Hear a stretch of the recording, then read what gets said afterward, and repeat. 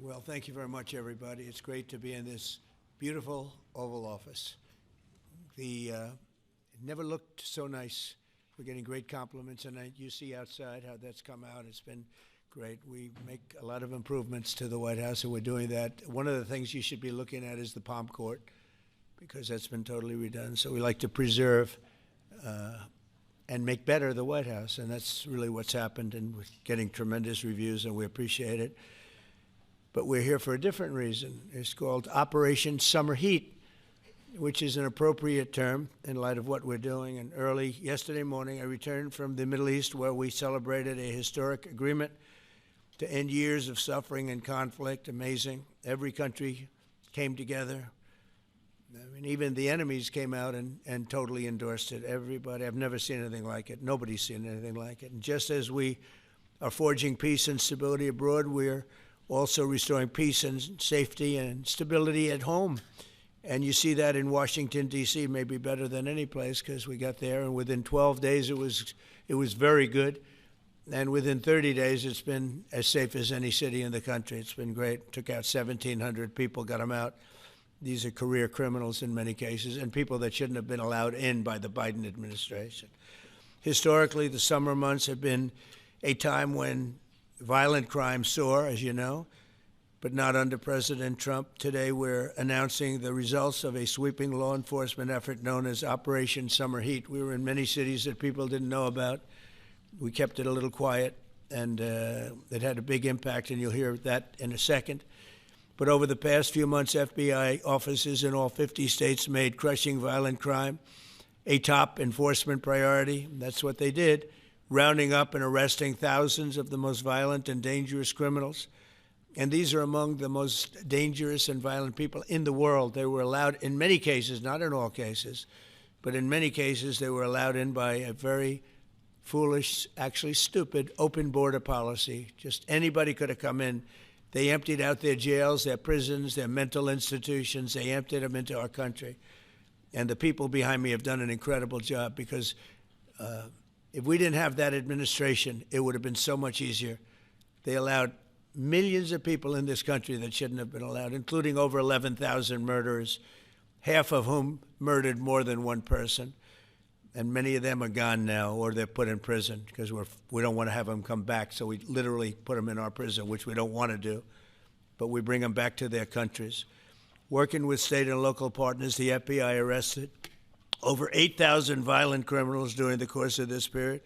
In major cities like in New Orleans, Nashville, we saw a 250% increase in arrests. And we really went after the bad ones.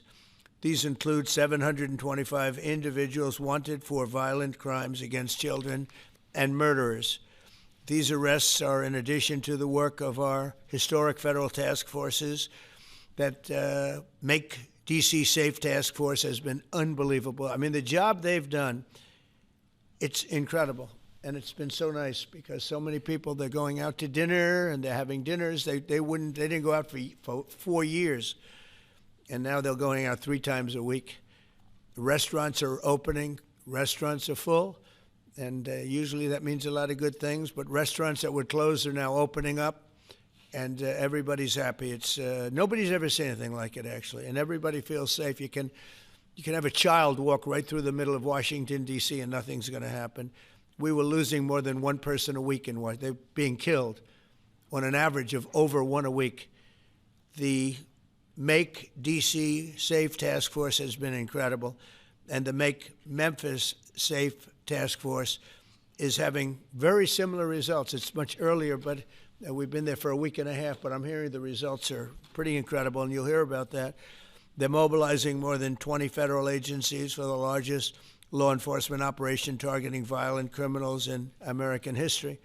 As a result of these efforts, violent crime declined nearly 20% nationwide compared to the same period last year, and it was the safest and most peaceful summer in 2 decades. And honestly, we haven't really even gotten going yet. If we didn't have to fight all of these radical left governors, we could have had Chicago taken care of, as an example. They had, in a short period of time, 4,000 murders in Chicago, and we have to listen to this man stand up and say that we're bad people. And the people of Chicago are walking around with MAGA hats. You have women, beautiful black women, walking around with MAGA hats. Please let the president in, and we don't care how he does it. They're not interested in National Guard or Army, Navy, bring them in, Marines, bring in the Marines. They just want the crime to stop. And more so because of the success that we had in D.C. I think if we didn't have that success, nobody would even believe it. So I want to congratulate all of the incredible law enforcement professionals joining us today, especially Attorney General Pam Bondi, who's terrific, Deputy Attorney General Todd Blanche, who is a fantastic legal talent. He really is. He's a great guy, too. And, of course, FBI Director Kash Patel. They have worked so hard on this and other things. Since the start of the administration, the FBI has arrested over 23,000 violent criminals, more than double the number arrested in the final year of the Biden disaster. The FBI has also destroyed or severely disrupted more than 170 organized criminal enterprises and gangs, 1,600 of the most violent gangs, and confiscated over 6,000 illegal firearms. And they've tracked down and arrested 4 fugitives on the most wanted list, 4 of the most wanted. Actually, 2 of them were the most wanted fugitives in the world.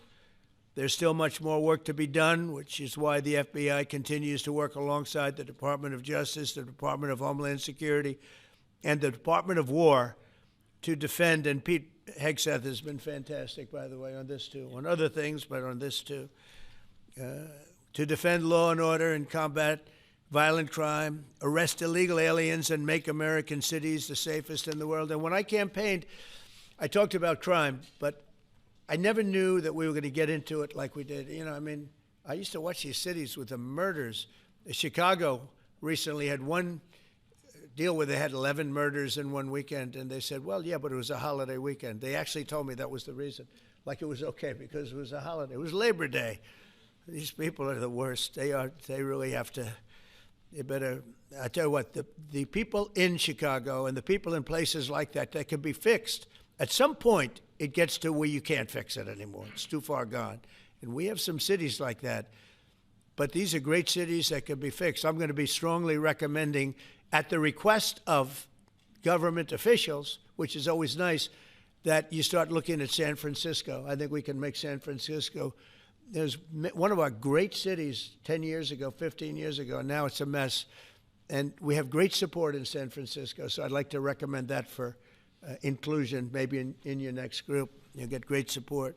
Every American deserves to live in a community where they're not afraid of being mugged, murdered, robbed, raped, assaulted, or shot. And that's exactly what our administration is working to deliver. I didn't realize I was going to make this such a big factor in the administration. I didn't really campaign. I campaigned on crime, but I never thought we'd go into every city and take a really safe city that we've all been living with for years and make them safe. And now it's like a passion for me, and it's a passion for the people behind me. So I didn't get elected. I did get elected for crime, but I didn't get elected for what we're doing. This is many, many steps above. And I want to thank Stephen Miller, who's right back in the audience right there. I'd love to have him. I love watching him on television. I'd love to have him come up and explain his true feelings. But maybe not his truest feelings. That might be going a little bit too far. But, Stephen, thank you for doing an unbelievable job. And the people of this country love you, I'll tell you. And they love what you say about crime and stopping crime. So now I'd like to ask Director Patel to say a few words, and then Pam and Todd also. And I just want to congratulate them. This is an amazing thing. And we're just at the start. We're going to go into other cities that we're not talking about purposely. We're getting ready to go in. And when they go in, like Kash as an example told me that people didn't even know. 5 months ago, they went into Chicago, and they started doing a lot of work in Chicago. And we brought the numbers down a little bit. And but that really was just preparatory work for what we're going to do with the surge.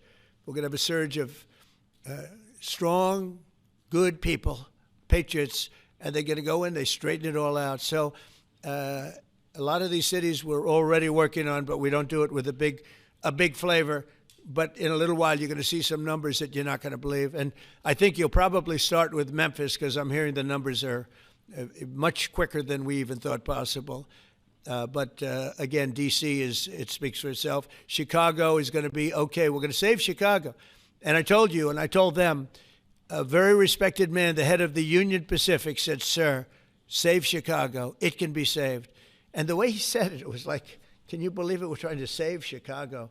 But I understood exactly what he wants, and that's what we're going to do. We're going to save all of our cities, and we're going to make them essentially crime-free, like other countries have crime-free.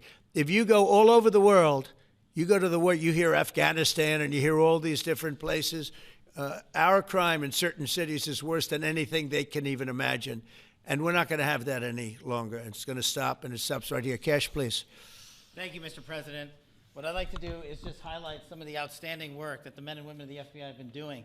And thanks to your brave leadership and the mandate you were given by the American people to not only defend the homeland but crush violent crime, you tasked us with our great partners at the Department of Justice and the Attorney General and the Deputy Attorney General to start making arrests and bring prosecutions and safeguard our cities. And you said it, this is just the beginning. In just 7 months, I hope the media takes a look at every one of these charts, because these are the best numbers for fighting crime in U.S. history, and it's only 7 months in. And to do that, our vehicle to do it of choice was Operation Summer Heat, which the FBI architected to go after violent criminals. And in just a 3-month span, you had 8,700 arrests of violent criminals.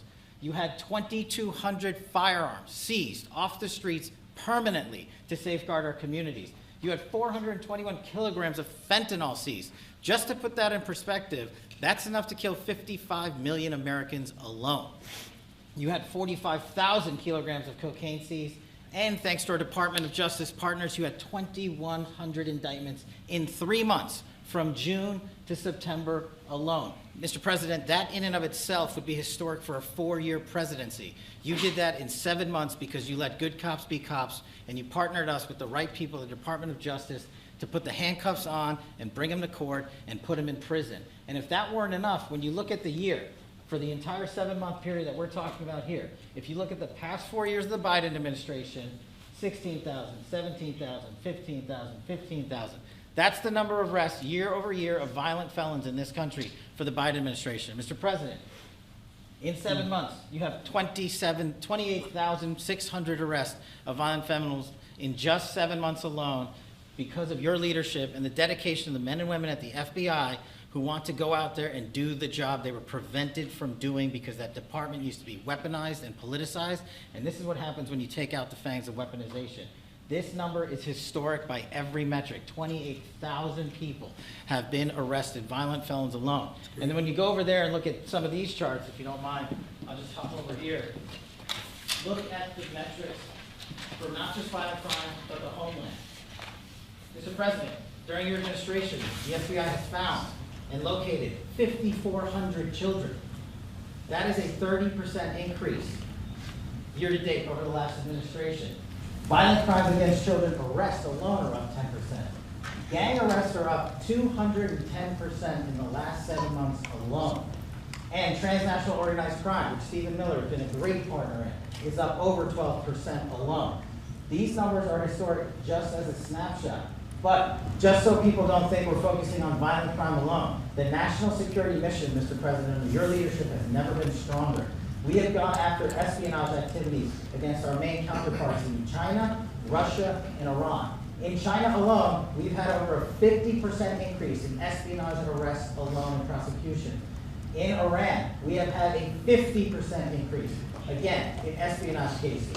And in Russia, we've had a 33% increase in espionage cases alone. When it comes to counterterrorism, year to date, we have 125 arrests this year versus 100 last year, year to date alone. And when it comes to the cyber criminal activities, which are some of the largest enterprises plaguing everyday Americans, we at the FBI have put out a mission to go after cyber criminals like never before. Last year, they had in total 191. This year, you already have 252 arrests. 52 arrests of violent cyber criminals who are stealing from senior citizens, who are violating our children's rights and freedoms, and who are violating everyday Americans. These programs are record. And two of the things I'll finish with that I'm most proud of, Mr. President, this FBI. Fentanyl. As you know, it's a scourge that is killing our youth, 100,000 plus a year. To date, the FBI has seized 1,900 kilograms of fentanyl. That's enough lethal doses to kill 127 million Americans alone, to date. And if that weren't enough, Mr. President, you said we have to go after the worst of the worst. And you empowered our Department of Justice, our Attorney General, Deputy Attorney General, and the Deputy Director at the FBI, led the charge, not just on summer heat, but he also led the charge to the FBI's 10 most wanted fugitives. These people have been on the run for years. And in 7 months, you captured not 1, not 2, not 3, but 4 of the FBI's most top 10 fugitives. 4. And just to put that in perspective, Mr. President, the Biden administration captured 4 in all of 4 years. You're on 7, and we're going to get to 10. We're going to get to 10 of 10. This includes a lady who murdered her 6-year-old handicapped child and fled to India. We got her in 2 months. This includes a narco trafficker. This includes a sex trafficker.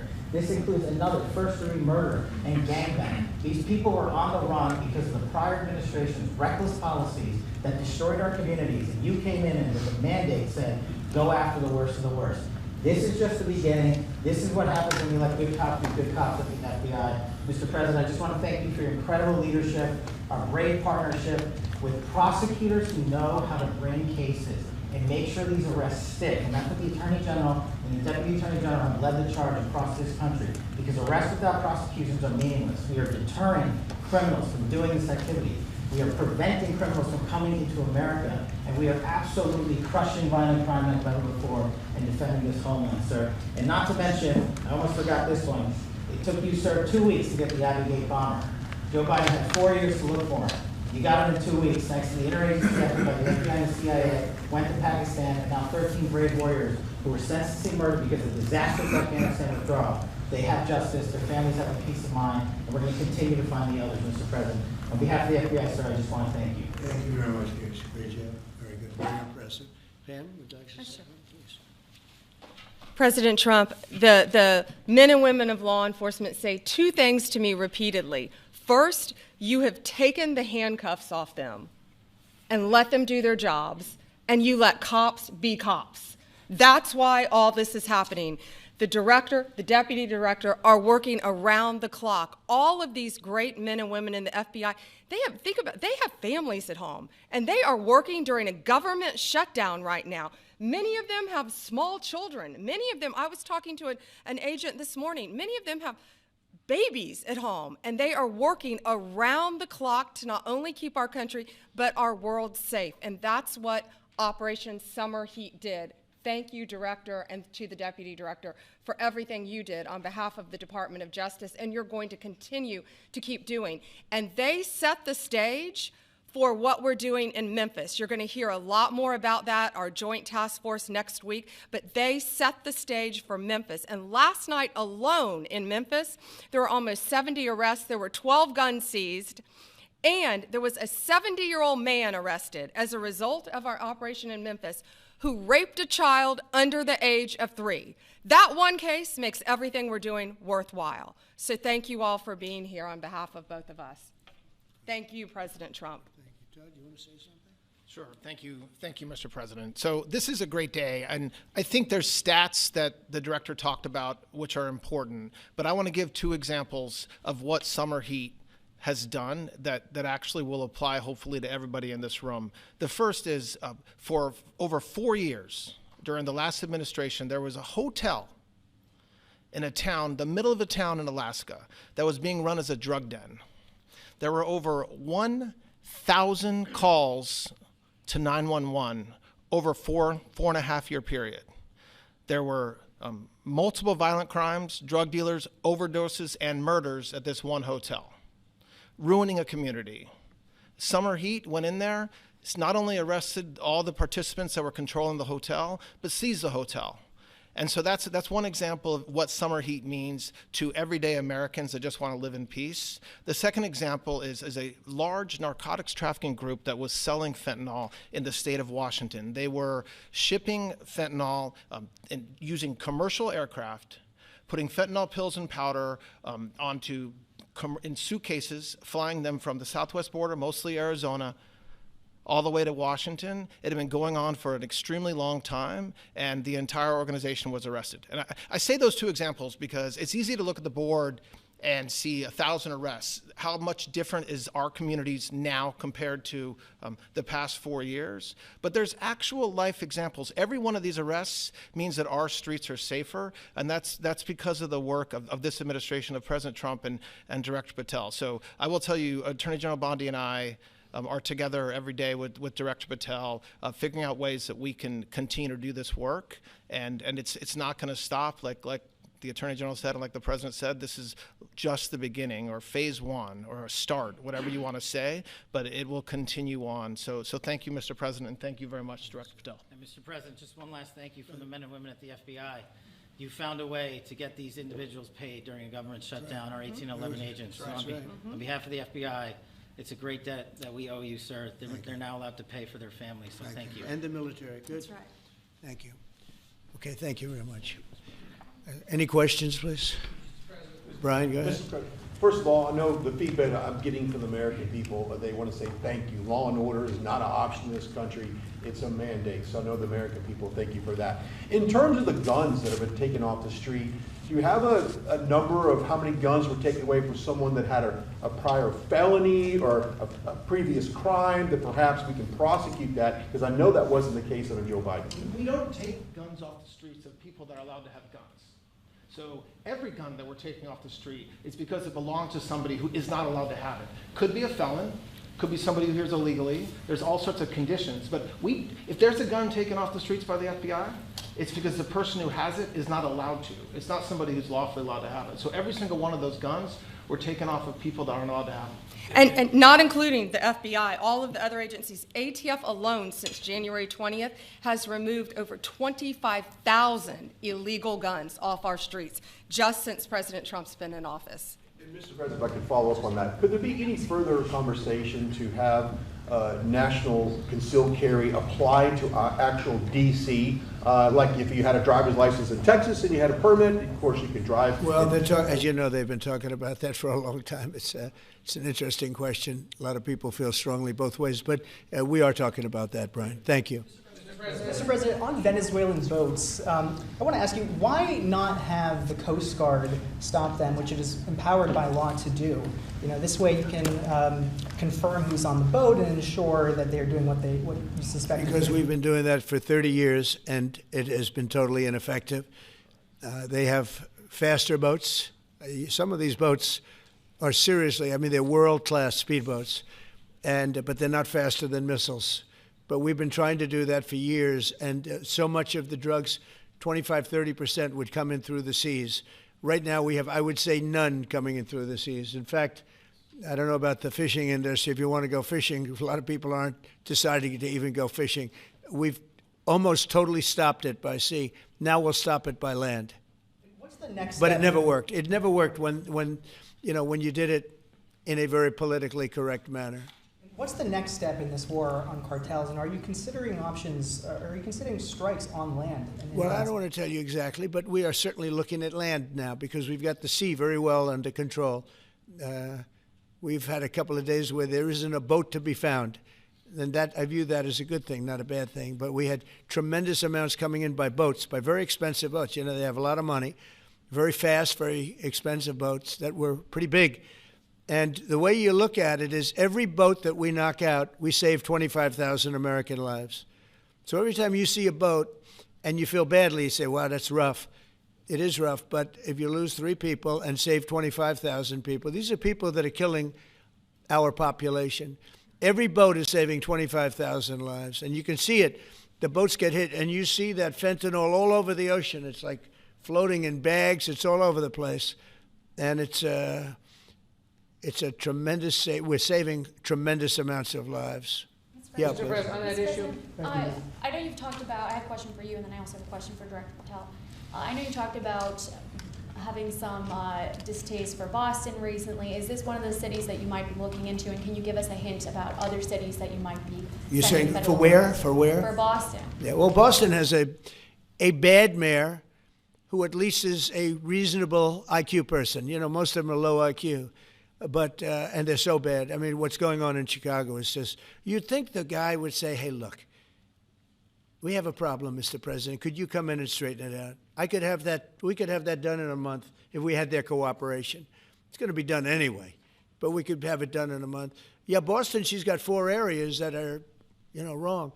And, somebody said, would we think about taking the World Cup away from Boston if they don't straighten it out? And the answer is yes. We have the right to do that with FIFA. So if we think that LA is going to be bad, or we think that applies a little bit to the Olympics too, but we'll talk about FIFA first. FIFA is very hot. If we think there's any reason that, whether it's Boston or anywhere else, that they're not doing their job, we're going to take those World Cup games and move them someplace else. Thank you. And then Director Patel, there's been so many conspiracy theories swirling around about the assassination of Charlie Kirk. Do you have any updates for us, especially in light of all the online content that everyone's been talking about? The only thing we deal with at the FBI and the Department of Justice is facts, and we delivered in record speed a manhunt to capture Charlie Kirk's alleged assassin in 33 hours. And if you put that in perspective to Luigi Mangione or the Boston bomber, they took them 5 days and a police officer lost their life in their manhunt. We are running out absolutely every single lead, and the best thing we can do to honor my friend Charlie Kirk's life is to make sure that everyone involved is prosecuted to the full extent of the law, and that's what we're focused on, investigating the facts, not trading in conspiracy theories. Okay. Mr. President, thank you so much. Thank you. In light of China's export curbs on rare earths, do you view India as a reliable partner going forward? And are you planning to meet Prime Minister Modi in Malaysia? Are you open to talks in terms of Yeah, trade? sure. He's a friend of mine. We have a great relationship. He just said that 2 days ago, as you know. We have a great relationship. No, we were not happy with him buying oil from Russia, because that lets Russia continue on with this ridiculous war where they've lost 1.5 million people, by the way. Russia's lost 1.5 million people, soldiers mostly. This is a war that should have never started, but it's a war that Russia should have won in the first week, and they're going into the 4th year. And I want to see it stop. So I was not happy that India was buying oil. And he assured me today that they will not be buying oil from Russia. That's a big stop. Now I got to get China to do the same thing.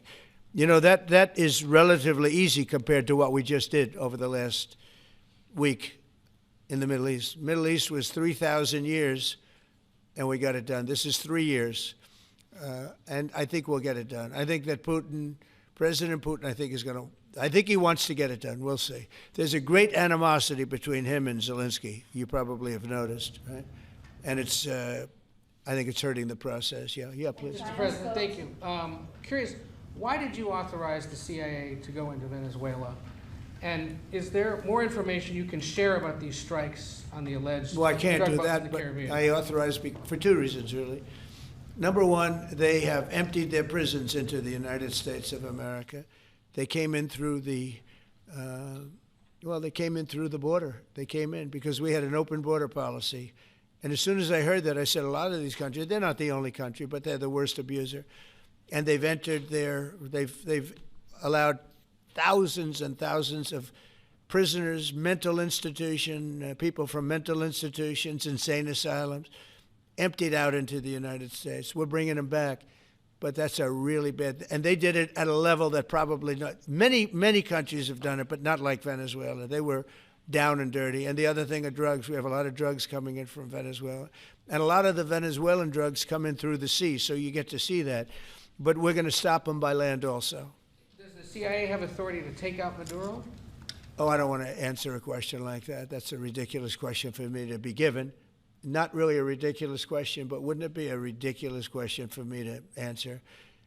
But I think Venezuela is feeling heat, but I think a lot of other countries are feeling heat too. We're not going to let this country, our country, be ruined because other people want to drop, as you say, their worst. They have given us their worst. They've loaded up our country with prisoners, with mentally ill people that are seriously ill, criminally ill, and we're not going to take it. And so, I mean, it's just one of those things. And I can tell you, we've taken care of the sea. There's nobody, and we're watching. We're watching. And if we see it, we'll save it. Yeah, please. On the ships, though, sir, there are Republicans and Democrats up on the Hill concerned that in the briefings they've gotten about those attacks, they're not necessarily getting information about who was on them and what exactly was on those ships. Can you ensure that but they are given information that they were loaded up with drugs, and that's the thing that matters. When they're loaded up with drugs, they're fair game. And every one of those ships they're not ships, they're boats, they're speedboats. They're extremely fast, record-setting type speedboats that cost a lot of money, and they have a lot of money because they're drug sellers. But they know one thing, and they all have the same thing in common. There's drug dust. They call it drug dust. They call it fentanyl dust all over the boat after those bombs go off, and you can take along. Attack them though that they're a drug We know before. We know when they go out. We know we have much information about each boat that goes out. Deep, strong information. Yeah, please. Sir, you're going to have Vladimir Zelensky here this week. What is your message at this stage of the war for him? And shy of tomahawks. To who is that? For Zelensky. Yeah. And shy of tomahawks for Ukraine. Are you considering other options, and will you speak with Vladimir Putin about No, that? we're looking at other options. We are. President Zelensky's coming in. I'm not a fan of the war. I'm not a fan of the way it started. It should have never happened. It wouldn't have started if I were president. The election was rigged. And because of that, we lost a lot of lives have been lost because of that war. Not American lives, but if I can save a lot of lives, that's why I'm in it. I want to save lives. I've had 8 wars. The Prime Minister of Pakistan got up the other day, said so beautifully, says, you saved millions of lives. He told that to a group of people right in this office. He said the president saved millions of lives. And I think what he's referring to is the fact that that would have been with India, nuclear war. That was getting very close. You know, 7 planes, they don't talk about it, but 7 aircraft were shot down. In fact, we have the new ambassador to India right here. They're well represented. You better represent us, not them, okay? But Sergio's going to do a great job. He's going to do a great job. But no, we'll be talking about the war with him, and we'll be talking about, I mean, they want to go offensive. I'll make a determination on that, but they would like to go offensive, you know that, and we'll have to make a determination. Can I follow up the question? Given you have the FBI Director and Attorney General here today, Jim Jordan has asked Jack Smith to appear in front of the House Judiciary. You mean deranged, Jack? He's a deranged individual, yeah. He's asked him to Well, they should. I'm surprised it takes so long. You know, we're talking about violent crime. What about the crime against a political opponent? That's what we have to talk about, too. Jordan would like to understand the full extent to which the Biden-Harris Justice Department weaponized federal law enforcement. What do you think the committee will find out, Mr. Smith? I think it was the worst weaponization of a political opponent in the history of the world, let alone this country. And I hope that everybody's, you know, they're involved in it. I'm not. I'm the one that had to suffer through it and ultimately win. But what they did was criminal. Deranged Jack Smith, in my opinion, is a criminal. And I noticed his interviewer was, I think that was Weissman. And I hope they're going to look into Weissman, too. Weissman's a bad guy. And he had somebody in Lisa, who was his puppet, worked in the office really as the top person. And I think that she should be looked at very strongly. There was tremendous criminal activity having to do. If we don't have fair elections in this country, we're not going to have a country. And I've said it from the beginning, fair elections and borders. And we need also fair press, because if you don't have fair press, it's very tough. And we've got the strongest border of anybody. Nobody has a border. We have a border where the numbers just came out again. You saw 0 people came in illegally. Now, we do take people into our country legally, but 0 people. But, you know, you're talking about a different subject. You're talking about political crime. They have committed massive political crime. I hope they're looking at Shifty Schiff. I hope they're looking at all these people. And I'm allowed to find out. I'm allowed to, you know, I'm, in theory, the chief law enforcement officer. But I have a very good, talented group. This is about something else. But I hope they're looking at political crime, because there's never been so much political crime against a political opponent as what I had to go through. They raided my house in Florida. It was an illegal raid. I have a lawsuit that was doing very well. And when I became president, I said, I'm sort of suing myself. I don't know. How do you settle the lawsuit? I'll say, give me X dollars, right? And I don't know what to do with the lawsuit. It's a great lawsuit. And now I won. It sort of looks bad. I'm suing myself, right? So I don't know. But that was a lawsuit that was very strong, very powerful. They raided illegally my house in Florida, Mar-a-Lago. They went through the drawers of my young son. They went through all of the cabinets and drawers of the First Lady. She walked in, she said, wow, what happened? Because she's very meticulous, and this wasn't so meticulous as she looked into the drawers and she saw everything a mess. What they did against a person that just got out of office. And then you look at these corrupt people. You look at Hunter Biden. You look at the signature. As an example, the Europen. I just signed so many different things. An admiral, a four-star general. I'm signing them left and right, the commissions. And by the way, I want to compliment John Thune and also Mike, our great speaker. But John Thune, all of a sudden I'm getting these things by the hundreds. I was getting one every 2 weeks. It would have been 4 years before you got them in more. You would have had some that didn't even get in, all because of Democrat obstruction. So John Thune did a great job. I must have signed 200 into the administration. We're just about caught up. It's amazing. And so compliments to John. He had to do some things that were very tough to do that he didn't want to do, but he was forced to do it by the Democrats. And as far as the shutdown's concerned, this is a Democrat Schumer shutdown. And he's trying to do it to get relevance back into the party because he's a loser. I've known him all his life. He's always been sort of a loser, but an intelligent one. But I think he's losing IQ points with time. I think that happens. I hope it hasn't happened with me. I know if it did, you guys will let me know about it very quickly. Question on violent crime, sir. Here in D.C., a judge has given the two teenagers that beat up ex-Doge staffer Big Balls probation. It's incredible. And no jail time. Is this justice? Jeanine Pirro is doing a fantastic job, and she is beside herself because you have these radical left judges that they beat the hell out of this guy. And there was many people against this one guy who was really trying to protect his girlfriend. He didn't want his hooded over the door but they really beat him up badly. That just happened, right? Yeah. Wow, that's terrible. I think the judge should be ashamed of himself. That's a big problem. You know, they can do their job, and then they go into a court, and the people are protected by these, I don't know where they come from. Where do these people come from? Where do the judges come from? I want to compliment on behalf of Pam and Todd and all of us because, Kash, I think that Jeanine has done a fantastic job. And the case I heard was like flawless. It's a flawless case. They have them on tape. They have everything. And then a judge gives them a little probation. These are rough guys. And they're young. And if that happens, they're going to grow up. They're going to be real bad. They're going to cause a lot of problems. Yeah, please. Go ahead. So, Sergey Boris just gotten back from India. Right. What were the conversations like with Prime Minister Modi and the other? I think they were great. He reported to me that he's a great man, you know. Modi is a great man.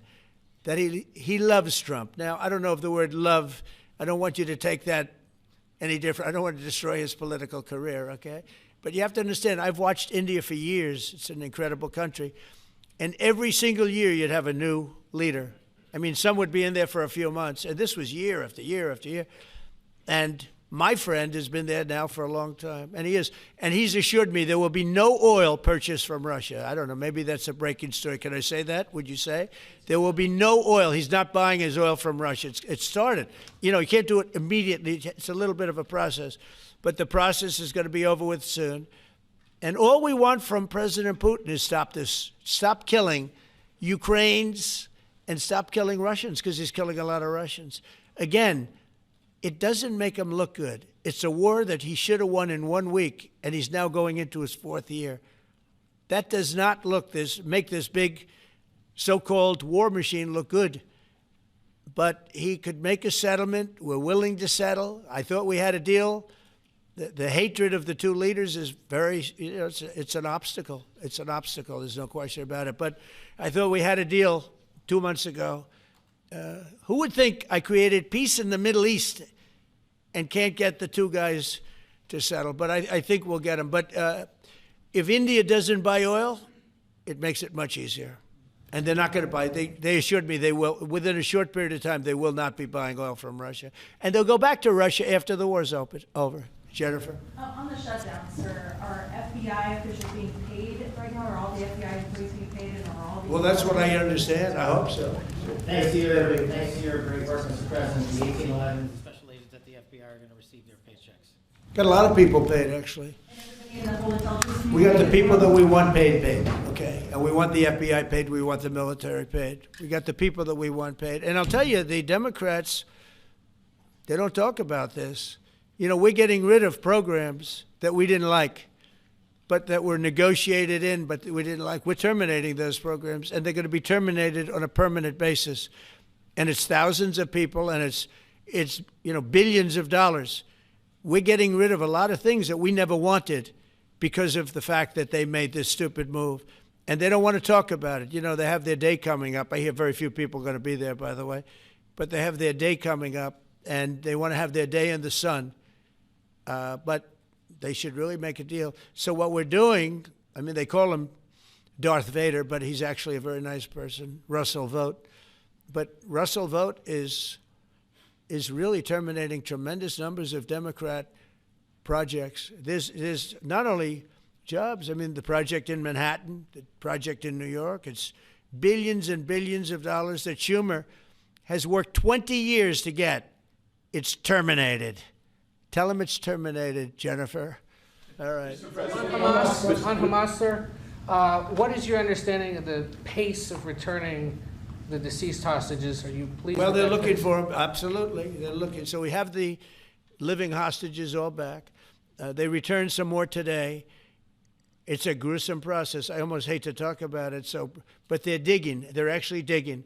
There are areas where they're digging and they're finding a lot of bodies. Then they have to separate the bodies. You wouldn't believe this. And some of those bodies have been in there a long time, and some of them are under rubble. They have to remove rubble. But there are graves, and some are in tunnels that died in tunnels that are way down under the earth, and the tunnels are like 3 feet. Can you believe it? 3 feet high. They lived like this for a long period of time. It's a horrible atrocity. At the same time, we, meaning Israel, but I knew everything they were doing pretty much. I knew most of the things they were doing, but they've killed probably 70,000 of these people, Hamas. And I said, it's time now. So we'll see what happens. We'll also see what happens. Your next question is going to be the weapons. We want the weapons to be given up, sacrificed, and they've agreed to do it. Now they have to do it. And if they don't do it, we'll do it. We had the head of CENTCOM today suggest that Hamas needs to hurry up and disarm and follow your comprehensive plan. Yeah. That it was the head of CENTCOM saying that. Is that not a signal to Hamas, to the rest of the world, that at some point the U.S. military may more directly engage? We won't need the U.S. military.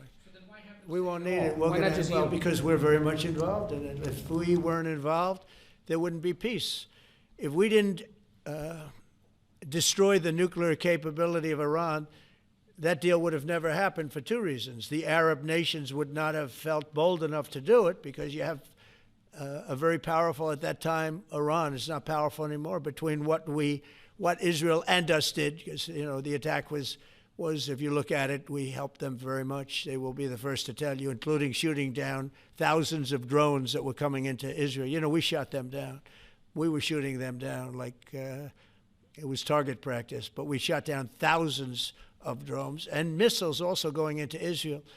But between what we did to Iran that way with the, conventional, we will call it, and what see that beautiful plane, that B-2, I noticed it on the desk.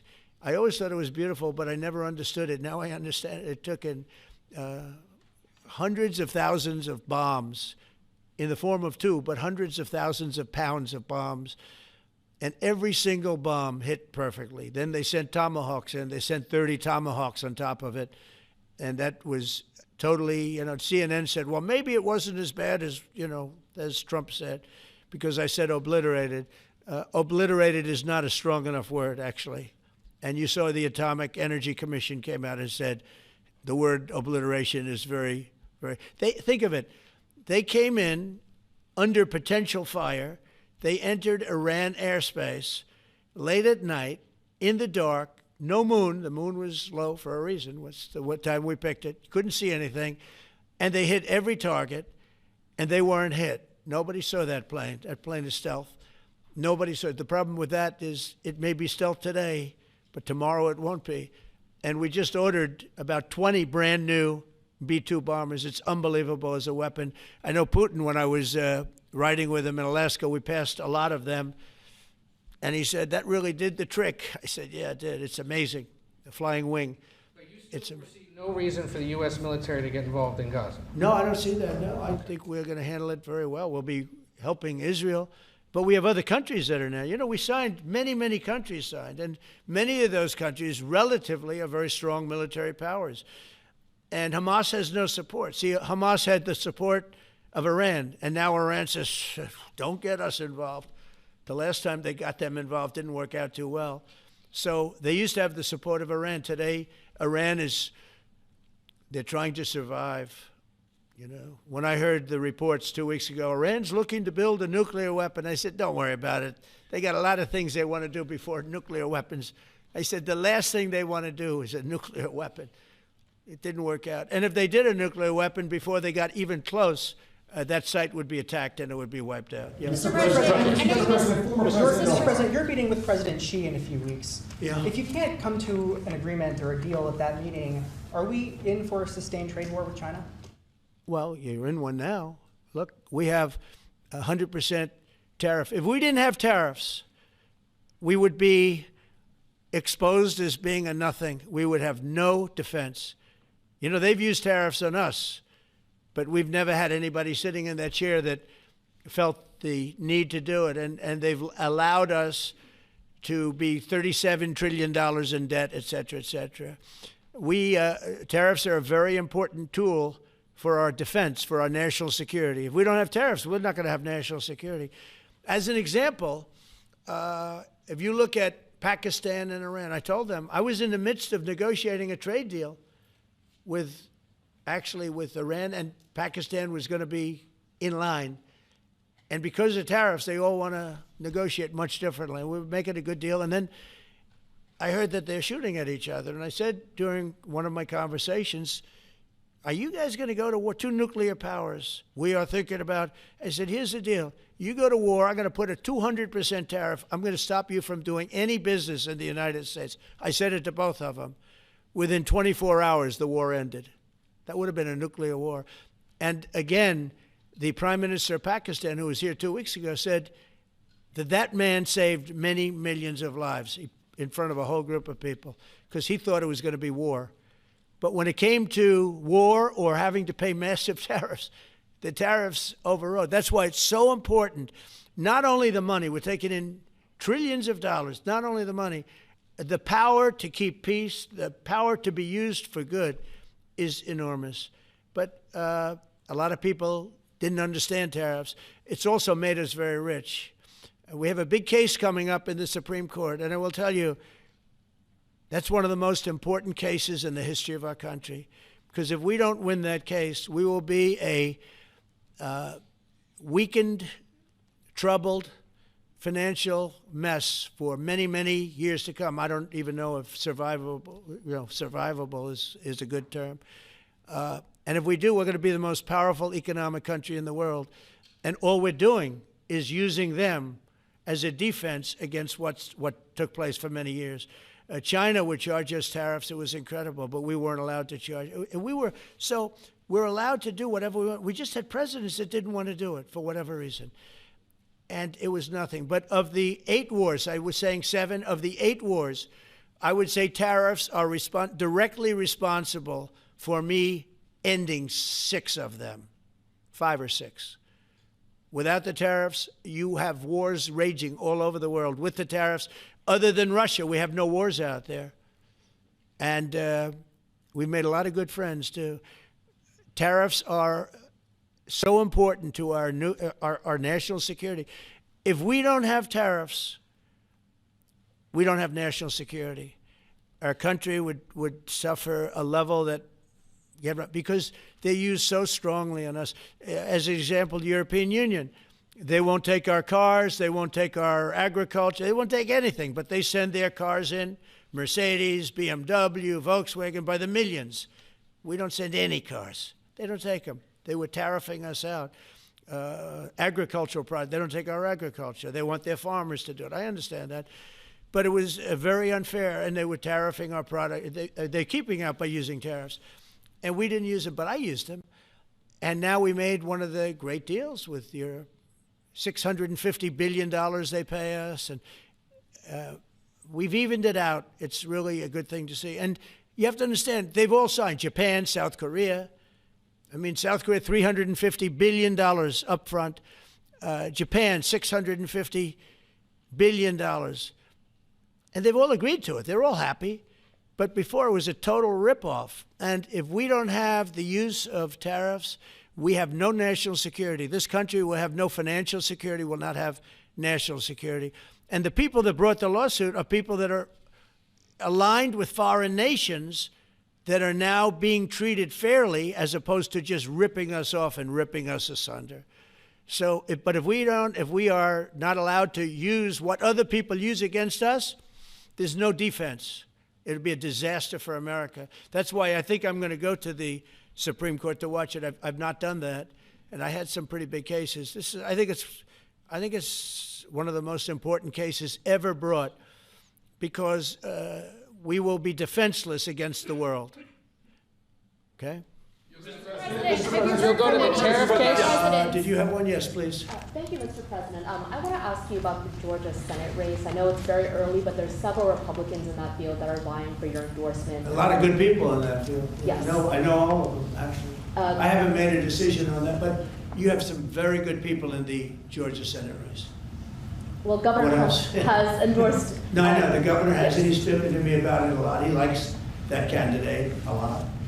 And I understand that. I haven't made a decision yet. But I'm following that race very carefully. I think it's very important for Georgia to get a real senator, because the senator they have now is a horrible senator. He allows all the crime, all the borders. You have open borders. I mean, his whole philosophy is a disaster. That's not representative of the people of Georgia. I know the people of Georgia. I won Georgia 3 times, but they say twice. Okay, I won it very big the last time. And I won it big the first time. And I won it big the second time, but we had criminals that didn't allow, I mean, I hope they're going to go into that. I hope they go into the votes which are being stored in Fulton County and take a real look at those votes, okay? Because I won it the second time, too. But I know Georgia very well. I love Georgia. Those people are great, and they deserve a good senator, because the man they have now is a weak, ineffective person. Okay. New Jersey, President, I wonder what you make of it. By the way, you won Georgia 3 times. Yeah, I agree. Do you agree with me? I do. He's the media. For someone that spends a lot of time in Georgia, I believe you won that. Yeah, okay. I really have a question about the word believe isn't strong enough, right? Yeah, you know. There you go. It's true. I know I won, too. We have the great Newt Gingrich. Newt, you agree with us? Good. Otherwise, I'd have him dismissed immediately from the room.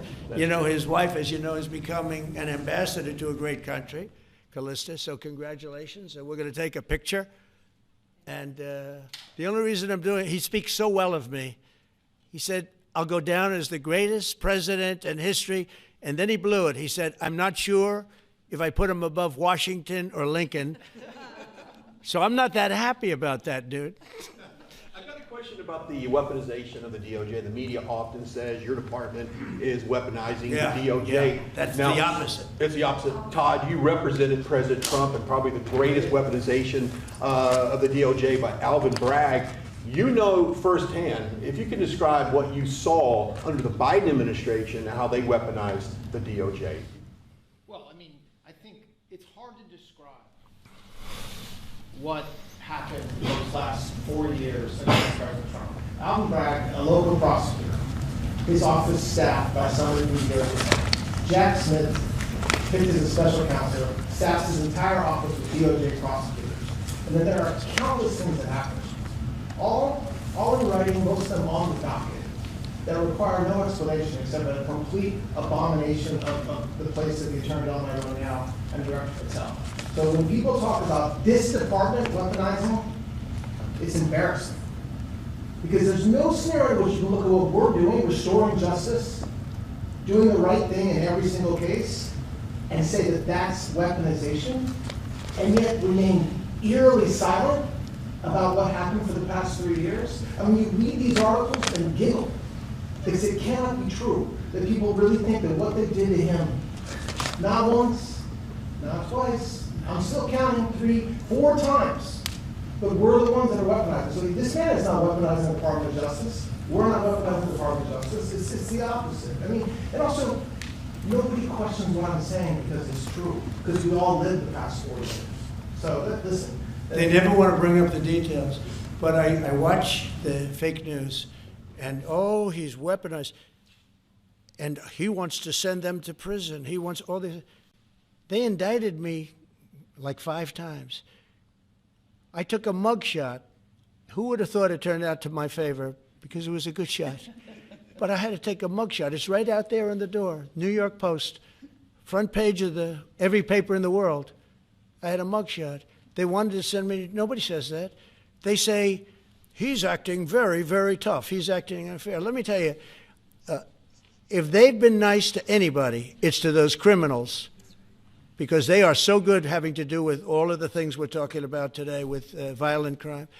But if anything, I think this Justice Department has been so respectful of the law, because the other Justice Department with Rita or Lisa and all of that scum, real scum, what they did to the political opponent of a guy that has a seriously low IQ. Now, in his case, it was low based on his career, but it got real low, okay? It was descending rapidly. But what they did to go after his political opponent is legendary, worse than any third world country, banana republic. And what we're doing is nothing. Are you kidding? Nothing. They write stories. Why aren't they doing this? And we'll leave. I don't have to leave it up to them, but I choose to at this moment at least. But there's never been anybody treated in the history of politics. You know, they say the 2 worst treated presidents by the media, etc., was that man right there, the late, great Abraham Lincoln, and this guy right there, Andrew Jackson. They say Andrew Jackson was treated terribly. They give him number 1 and number 2, but that was before I came along, Newt. I say I have number 1 times 10. Nobody's been treated like I've been treated. And I did a great job. You know, we had a great first term. And we had one of the most successful economies in history, et cetera. I rebuilt the military. We did a tremendous amount.